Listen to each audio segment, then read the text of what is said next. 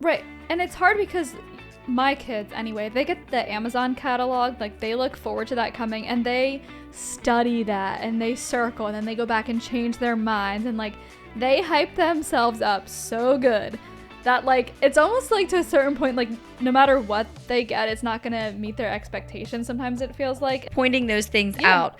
But I think there's also a ditch that you want to be careful in, that you're not always comparing their life to poor people, you know, or like, I think you got to be really like, well, children in Africa would like to that's because, one, it's inaccurate. A lot of those people that are less fortunate than our kids are way more happy, joyful, thankful, grateful for the things they do have. They might be more happy.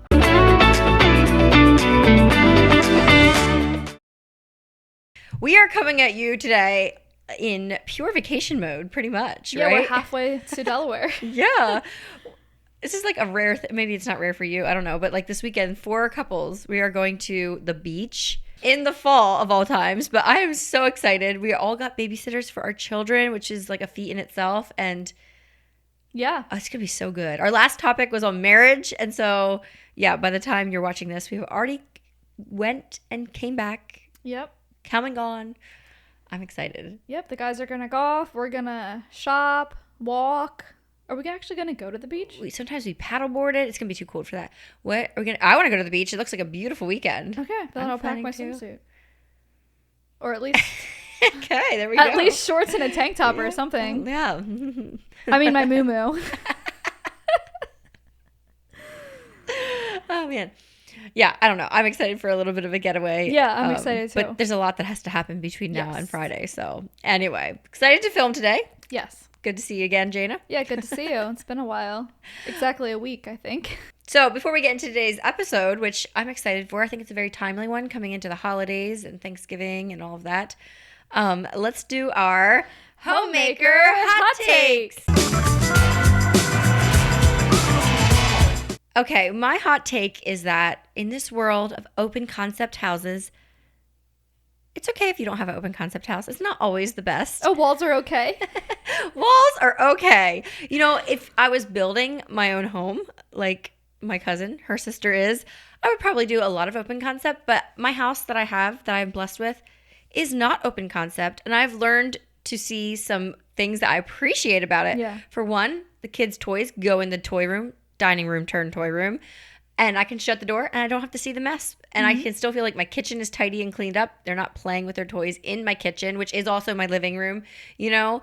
And I can also sit down in my sitting room, family room, and read my Bible and not see the dishes right there in the sink. You know, there's kind of a wall there. So there is definitely beauty in a non-open concept space as well. So I love my open concept. Whatever you have, be grateful with it. Yeah. Obviously, there's definitely a lot of upsides to an open concept as well. But if you don't have that, there you go. It's good to see the positive in what you have, for sure. Yeah, especially if your husband's not thrilled about you wanting to just knock down random walls. Right.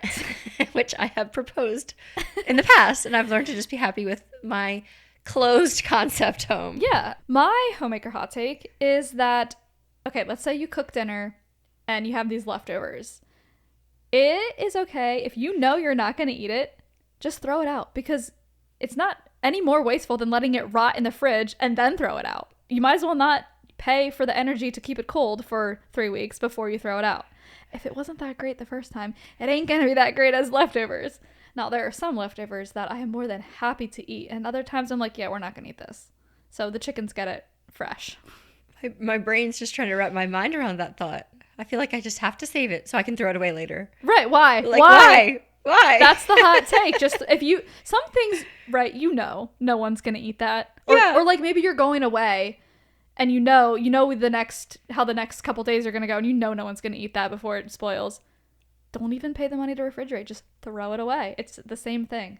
That just gave me an idea for another hot take, which we're not doing in this one. So we were talking about our hot takes. We're like, they have to be like, not too, like, they can't be too vanilla that, of course, 50-50 people, you know. Well, the point is that people are going to disagree. Yeah. But they also can't be like we don't want the comments going wild either. Like duvets. Who knew some people had such heated opinions about duvets? Now I have to try a duvet so I can tell you if you're right or wrong. I was just like, oh my word. I kind of want one now. Idea. They you know what? They gave a good argument for them. Now I want to try it. They made me more sold than ever on my quilts. Watch me ask for a duvet for Christmas. Or a duvet filler. I already have the duvet. I just need the duvet filler. It just goes to show you never know. Like, you can try to be as calculated and as precise and as, like, vanilla as possible and, like, not offend anyone. But, like, you never know what's going to, like, tick someone off or, like, set someone off. But like, you just never know. So you might as well just say what you think.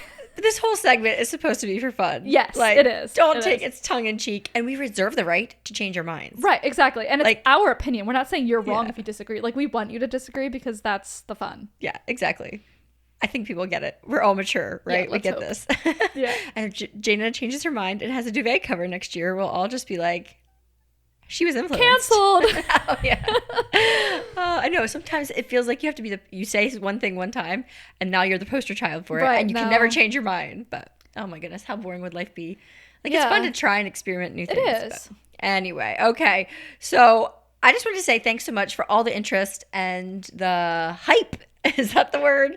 For you guys came over to our new podcast platform.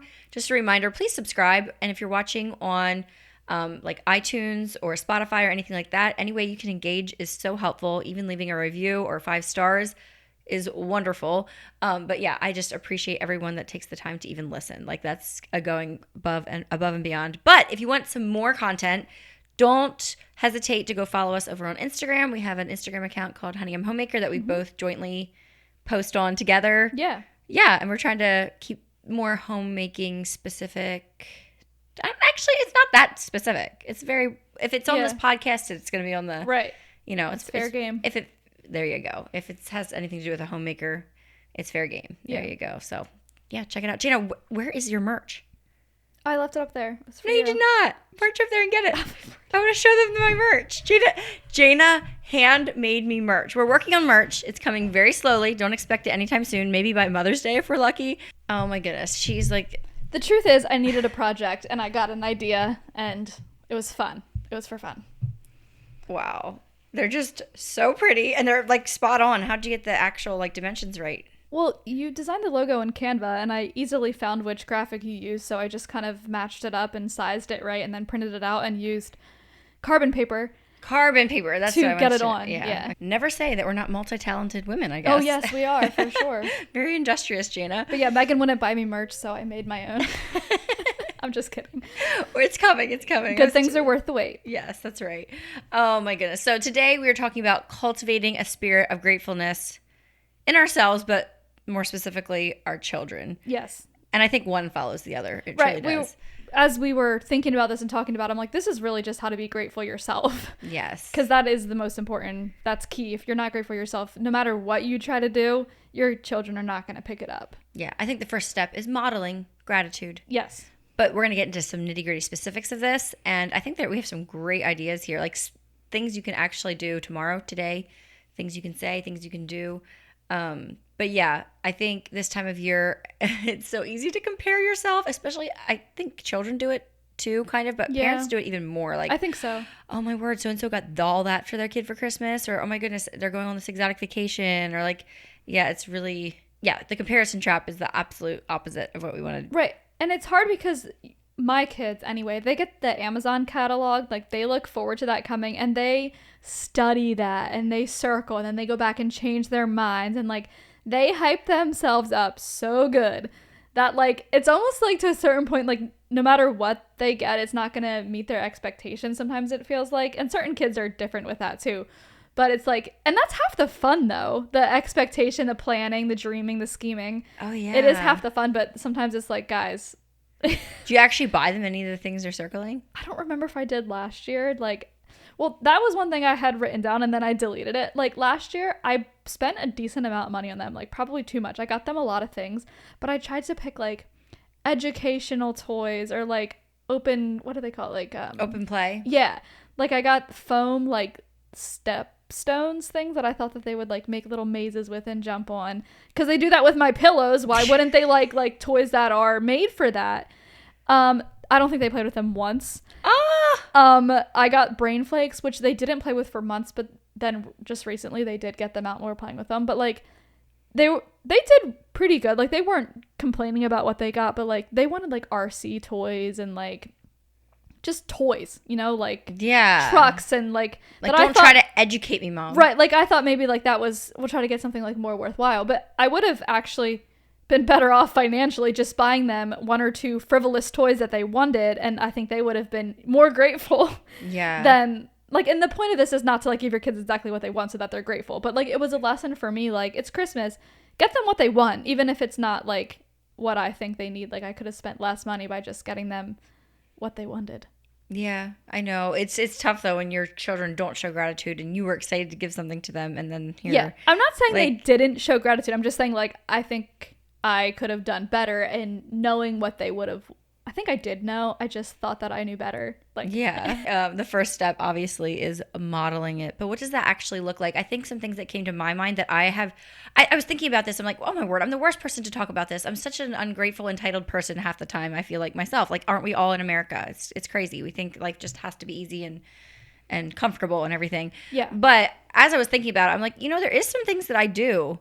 I don't know if it was always consciously or not, but I think, I'm trying to model gratitude in my kids. And I'll say things out loud that you might think a lot, but I'll say it out loud. Like, oh my word, this is such a beautiful day. And oh my word, I'm so glad it's springtime.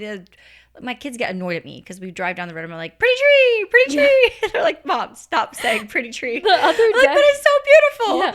The other day, the day of the Wellness Collective, actually, the sun was shining on the mountain and it looked like the whole top of the mountain was glowing. It was beautiful. And I pointed it out to the kids and they were just like, okay, Mom. I was like, well, I guess if you don't appreciate it, God must have made that just for me. Yeah. Oh, that's cute. I like that. We do that with like the clouds. I'll be like, oh my goodness, look at the cloud. And then, we'll be like, imagine if you could jump from this one to that, whatever. But that's more just like appreciating nature and stuff. When somebody gives you something, voice how grateful you are for it. Grandma made soup all morning this morning and then she thought to give us a jar. Now that we get to eat this for lunch, she knew it was your favorite. She remembered this was your favorite and she brought it over. Like, how cool is that? And your grandma lives so close. A lot of children's grandmas live far away and they can only see them at Christmas time and Easter and, just like pointing those things out. But I think there's also a ditch that you want to be careful in, that you're not always comparing their life to poor people, or like, I think you got to be really like, well, children in Africa would like to, that's because, one, it's inaccurate. A lot of those people that are less fortunate than our kids are way more happy, joyful, thankful, grateful for the things they do have. They might be more happy, than us here. I think if you want to do that, like, it doesn't have to be about comparing their life, but reading stories about people that went through hard things and were still be able to find gratitude in their life, like, age appropriate, but like, the stories of great Christians before us that were martyred for their faith. There's missionary books, like... Yeah, people that gave up everything to follow Christ. And Pilgrim's Progress even is a good one. Just like Pilgrim's Progress isn't true, but even better, true stories about what people have gone through. And you don't need to be like, aren't you so glad you don't have to go through that or whatever? Be grateful.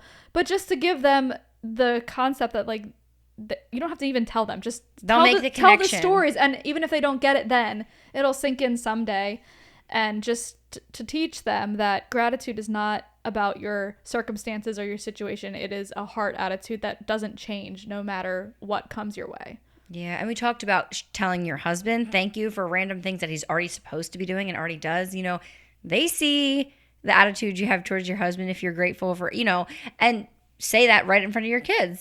Show gratitude towards your spouse in front of your kids. Not only is it modeling a good marriage to them, but it's also, showing them how to say thank you to people right there close to them in their own lives. Like, you matter too, not just the stranger at the grocery store. They're like say thank you for the sticker, or whatever. Right. That's more about being polite, which is also important. Yeah. But, forcing them to say thank you when they get a lollipop isn't necessarily teaching gratitude, but it's teaching politeness. It's still valuable. It's also teaching a habit, yes. Like just to say, and how often do we say thank you and we're not really meaning it either? Right. We just say it out of like rote. Yeah, you just say it. But yeah, you can never say thank you too much, no. I don't feel. My sister and I were saying we should title this video, How to Raise Not Entitled Spoiled Brats. Yeah.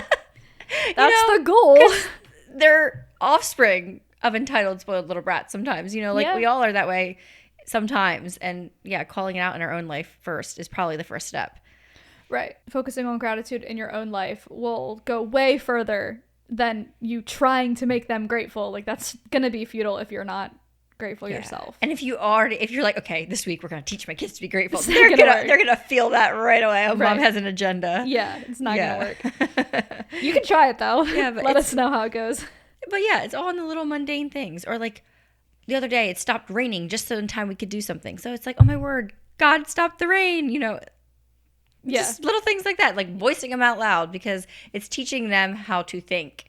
Oh, I'm so grateful this happened, or, you know, whatever. Yeah. Or answered prayers. Children who pray for the same thing and point out, like, remember when you used to pray for so-and-so and now he's healed? Or remember when you used to pray for the baby and now he's here and healthy and safe, you know? Yeah. It's easy to, like, you know, the natural thing happens. The baby is born, the cough goes away or whatever. But just to point that back to God, like, God did answer your prayer. That could have turned out differently, but just to remember to thank God for the prayers that he answers. No, we're not homeschool moms. Have you ever done like a thankfulness anything? I've seen friends do it here and there. Like, you know, they make little handprints and they write all the things they're thankful for and put it on a little turkey or something. Like, yeah, they did that. They did that at school in first grade. I've never done that with my own kids. I don't think I've either. But some of my friends have done that with their preschoolers and stuff, and that's fun. Get them to think of things. And of course, children think of the dumbest, lamest things, but that's the things we're most grateful for. That's the whole point. Yeah. And if they're thankful for grass and for their new rug or whatever, it could be super random. Doesn't matter. The reason we kind of wanted to talk about this is because Christmas is coming up. Did you mention that? That's kind of why we... Yeah, it's a good timely topic. Because Christmas gifts, whatever. And I was thinking that, you know, what if I didn't give my kids any Christmas gifts? Would that teach them gratitude? And I don't think it would. I don't know what that would prove, except maybe make them bitter. Like, if someone, like, to withhold something from someone on purpose to teach you gratitude, like, I don't think that's how God treats us. Oh, he doesn't. He says he wants to give us good things. So I think giving our children good things is fine and good. Like, just withholding it to teach them a lesson about gratitude isn't going to work either. I'm not saying, like, you have to get your kids Christmas gifts. If you don't get your kids Christmas gifts, that's fine. I just don't think your motive should be to teach them gratitude. Exactly. Like, I'm sure there's plenty of other good reasons to not do that. And when we do lavish, like, not necessarily always even material things, but, like, you know, maybe a fun trip to the zoo or something like that, you're modeling, like, what God says here in Luke 11:11. What father among you, if his son asks for a fish, will instead of a fish give him a serpent? You know, obviously we want to, Jesus here is acknowledging that we want to give good things to our children. Right. And that's a natural instinct. Yeah. Maybe that means, like, sharing your special chocolate with them or letting them have a sip of your coffee, if that doesn't gross you out. Like, just sharing the things that you know, that they know are your, like, special things. Like I know that's hard. It is hard to, like, share that with them sometimes because, you know, we want it, and you know, if you let them have it one time, they're gonna come back the next day. But I don't know, it's keeping that special chocolate for yourself, and then every now and then letting them have some, I think shows them that they're special. And I don't know. I think and hopefully they think to say thank you. Yeah. I think another thing too is to ask your kid if they get, you know, something from grandma for their birthday or whatever. How would you like to say thank you? Oh, that's a good idea. You know, like, my little daughter would love to write a thank you card and say all the wonderful things about her grandma and, like, put it with glitter in a glittery envelope and spray it with perfume and, you know, make a whole thing out of it. You know, another kid might just be more shy and just want to give them a hug or something. Like, there's a lot of different ways that we can show that we're thankful. And I think sometimes just telling a kid to say thank you or do it a certain way that we think is the right way, like, see if they have an idea. Maybe they have a way they want to like that. Say, I'm thankful. But speaking of that, what is your opinion on thank you cards and the whole thank you card system? I don't know. I'm pretty pro thank you card, actually. Like, I think you can't go wrong with the thank you card. I mean, sometimes it's even tempting to write a thank you card for a thank you card, but I think that's probably where I draw the line. But no, I'm pro thank you card. Oh, so I'm on the other side. When I give somebody, like, a baby meal and then they write me a thank you card, I'm like, why did you write me a thank you card? You are not getting any sleep. Like, I feel so bad and guilty. Like, don't do it. Can we just stop with this thank you card thing? Because I feel guilty when somebody gives me one. I'm like, I wasn't expecting a thank you card. But I don't expect it. It's a great, like, what a wonderful practice that still hasn't died out the whole way. Like, I was thinking more on my end, like, I should write thank you cards. Like, I think we should. But yeah, I guess that's a good point. But I don't know. I'm not going to change my opinion. I'm still pro thank you card. I think I don't expect them, but I don't know. I think it's nice. What about a thank you text? That is fine. Yeah. Okay, I do that more than I do a thank you card. If it's like a thoughtful text, you know, and what I appreciate about a thank you card is like being specific. Like, yes, thank you for the meal. Art to it. We loved the potatoes. Or if they didn't love anything, they could say, I really appreciate the time I know it took to make this meal. Or I appreciate how you probably had to add extra things to your grocery budget this week. Or like something when you're being thankful, like being specific, I think is really meaningful. Yeah, the kids got a kick out of the, you know, googly eye sprinkles or like whatever. I used to write thank you cards all the time. I was a school teacher and I had such wonderful patrons. And so it was so easy.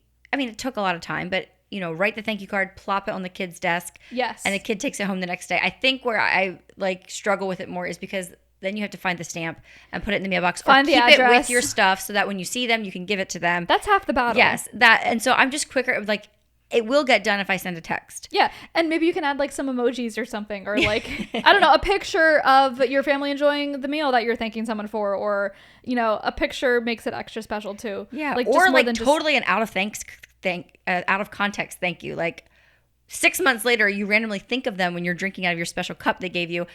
It is not off the wall to like send them a picture and be like, oh my goodness, I was thinking of you today with this cup. I use it so often, blah, blah, blah, whatever. Yeah. You know, that's even more meaningful because, you know, 6 months later, they're still using it or whatever. I just don't want us to lose the art of a handwritten card. Like, it is a pain. Like mail in general. But there is something extra special about it. Even if you read it and throw it right in the trash because you don't want things lying on your counter, it's still meaningful. So keep doing it if you're doing it. And if you have never written a handwritten thank you card, do it. Start this week. Yeah. That goes into a whole nother, we should do a whole topic on, we did already talk about friendship so much, I guess, and stuff, but like practical ways of things you can stick in the mail for people this winter. Like, I think it'd be so much more fun if we could make the mail volume go up, but yeah, stamps just keep going up too, I guess. I know, they do. And even just like taking the time to find someone's address, it's like, it's a commitment. Yeah, I know. Do you have an address book? No. I have a literal, legit old school address book. I should. I don't. And like some of them, it's like the name is crossed off and then it's written like 3 pages later because they moved, you know, and it got filled up anyway. So it's just kind of interesting to see. It's like, oh, I forgot when they lived at that house or like whatever. Yeah, that's cool. My mom used to have that. Yeah, I know. It's like legit old school. That's a good winter project. Text all your friends at once randomly in the winter, other than they're all going to think you're going to send them something, but yeah, and get their addresses and write them in a book somewhere, and then or I guess you could do that on your phone. People put them in their contacts sometime, I do that like I'm trying to do that as people move and I ask or like get their new address. I've been trying to put it in, but I certainly don't have everyone. So what do you do at Christmas time if you want to send a Christmas card? You text everybody every year. No. It's embarrassing. We just hand random cards out as you see people. If I don't see you, here's my philosophy on Christmas cards. If I don't see you over the holidays, you're not special enough for a Christmas card. Now, if you send me one, I will write that in there, get your address, write it down, and put one in the mail the very next day. But if you don't send me one and I don't see you over Christmas, I'm sorry, you may not get a Christmas card. There are some people that I like try to remember, and there are a few people that I will go look up their address, like maybe like 5. Or I already have it now that I know where I wrote it down or whatever. But no, like I try to hand them out in person. I put very few in the mail. I have a whole list like organized by this friend group, this family, the Zimmermans, the Foxes, this group of friends, these coworkers, like all this so stuff. Unorganized and with it. Last year I almost like had not a mental breakdown, but I felt pretty guilty when I started crossing names off the list. I don't ever see them anymore. They haven't sent me a card in forever. I don't even know where they're living anymore. Yeah. Like, I'm like, is my circle getting smaller? No, you added people, I'm sure. I did. I added people. As long as you're adding more than you're taking away. I guess. I don't know. Yeah, I don't have a list. Like, I wish I did, but you know me. Like, I ain't going to have a list. But I wish I did. Like, I just don't. And it's so confusing, too, because I'll make a pile of church people. But then I have an aunt and uncle that go to my church. So do they go in the church pile or do they go in the family pile? And then my sister also goes to my church. And, like, does she go in the extended family pile or the church pile or the immediate family pile? And it's just like... Okay. You know what I mean? It's confusing. Oh, my. Anyway. Last year, do you remember what happened with our Christmas episode? No. We filmed it.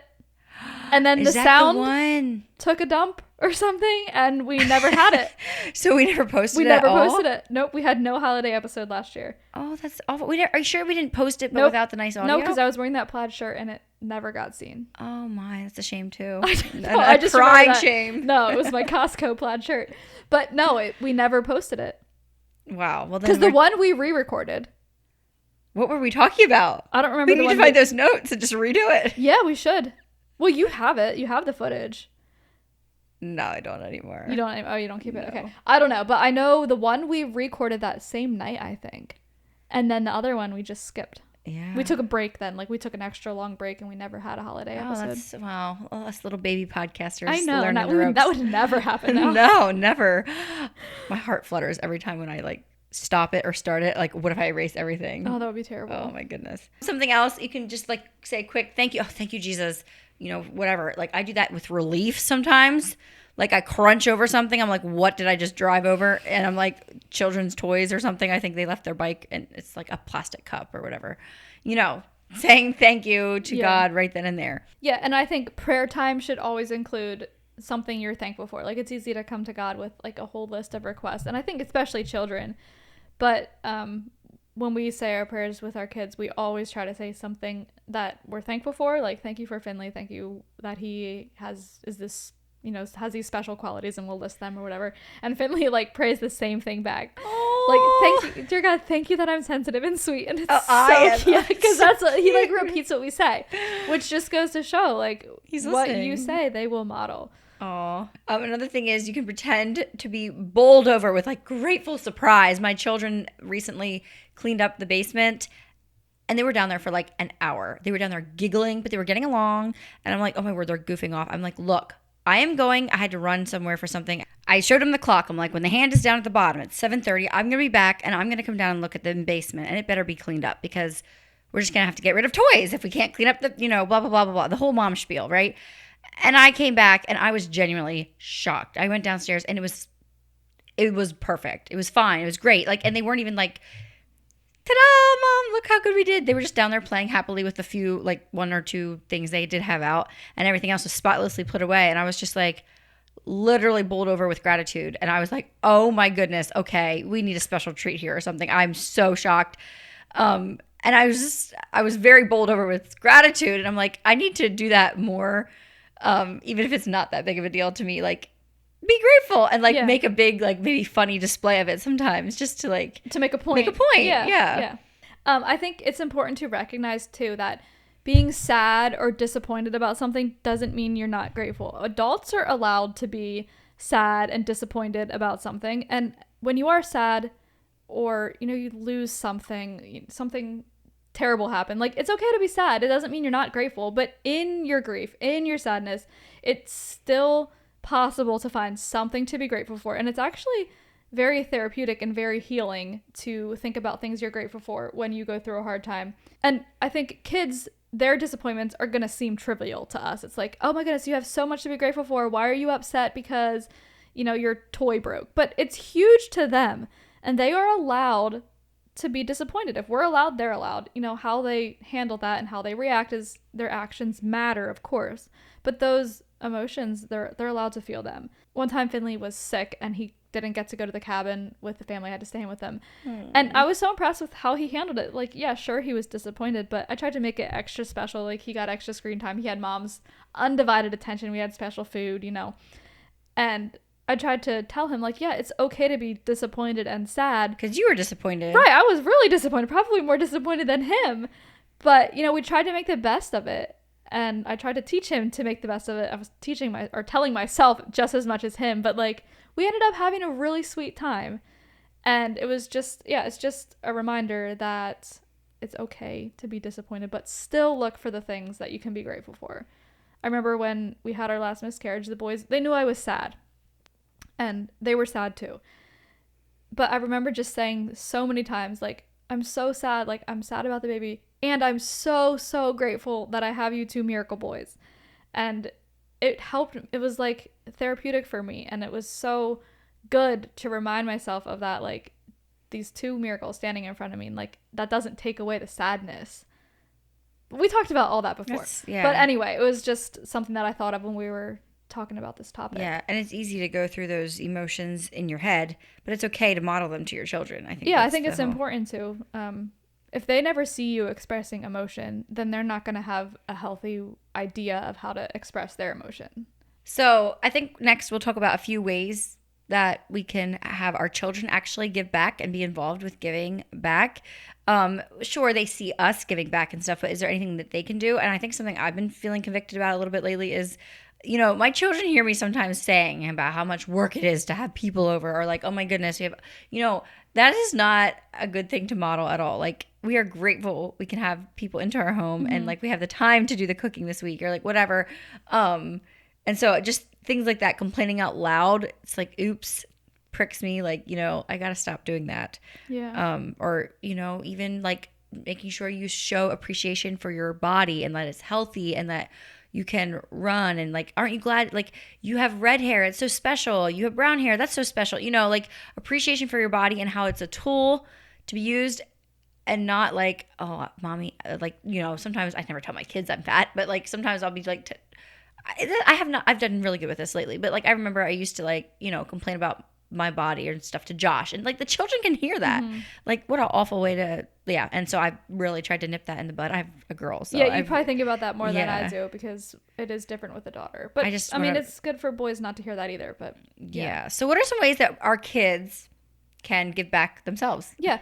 Well, around Christmas time, I think there's a lot of programs that you can take advantage of. Christian Aid has that's a Mennonite mission. Mennonite health kits that you can do through Christian Aid. Is there Operation Christmas Child? Is that the shoe boxes? I think so. There's I've heard like iffy things about that. I know. And what's the deal with that people don't like about it? I don't know.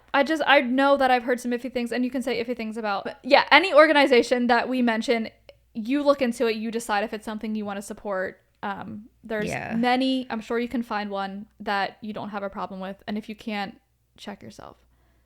Or give to a neighbor. Yeah, exactly. Find something. There's plenty of opportunities where people have it all planned out for you. If that doesn't please you, do it yourself.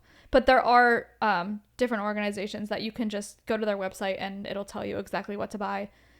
I wish I would have researched more and thought of more of them, but yeah, but see, the thing is, I feel like I never want to endorse my name behind any of them, because then you hear like different things about like what they're not using their money correctly, or like there are some that I personally definitely trust, and like I stand behind their morals and their values and everything like that. So yeah, look into it, see what your church is maybe getting involved in. You don't have to reinvent the wheel. It doesn't have to be that hard. And yes, like you said, anything that's shopping or putting things together, children can be involved with that. We like to give out little gifts to the neighbors at Christmas, and, you know, you can let the kids help deliver them. I don't usually let them help cook it or make it, because I'm like, I want this to like feel sanitary to my neighbors. But like letting them help distribute it and stuff like that. We recently, last month, I took my kids to like this food pantry distribution place, and they got to see like how people package up food, and like the businesses. I was trying to explain, you know, the businesses are giving away their food that's close to being expired or whatever, and instead of throwing it away, we're being resourceful and we're packaging it up and, you know, getting involved. They got their hands dirty. Literally, they were sorting moldy tomatoes. Yeah.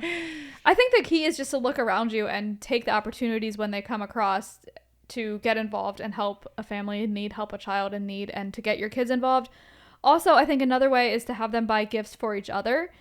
You know, take them out individually. I only have 2 kids, so it's easy for me. But, you know, take them out individually and have, you know, it's a fun time too. Good mother-son bonding time. Or one-on-one. Maybe sometimes we do it like Eric takes one and I'll take one. We'll just do it in one evening. But to have them think of their brother, what would he like, and pick something out for him. And no, you don't have to get one yourself too. This is just for your brother. And that's a good way to teach them too. Maybe you could do like take your children and pick out a gift for their dad, or have your husband take them and get a gift for you. I remember my dad used to do that with us sometimes. But just thinking of others instead of just focusing on the Amazon catalog and what you want, just trying to get them to focus on other people even for a little bit.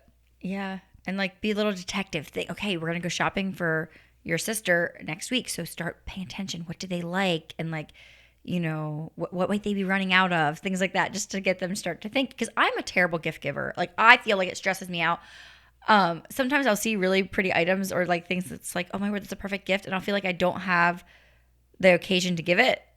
And it's like, I should just pick it up and I will get an occasion to give it probably, you know, but I'm not a great gift giver. Gift giving is not my love language either, but it doesn't mean I need to just cop out. Right. I can still try to, help my children learn to give. Something I've been telling my middle child, sometimes when he goes to a babysitter or something, I'll be like, oh, what are you excited to play with at their house or something?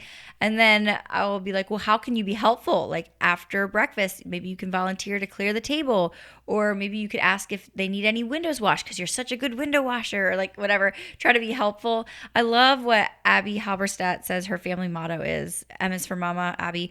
She says her family's motto theme is be a blessing.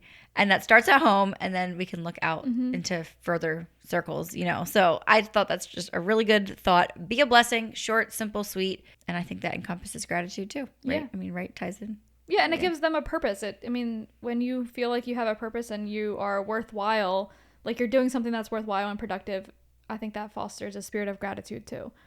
For sure. Okay, very good. Well, let us know down below any other actual practical ideas that you have, especially for younger children. And especially at Christmas time.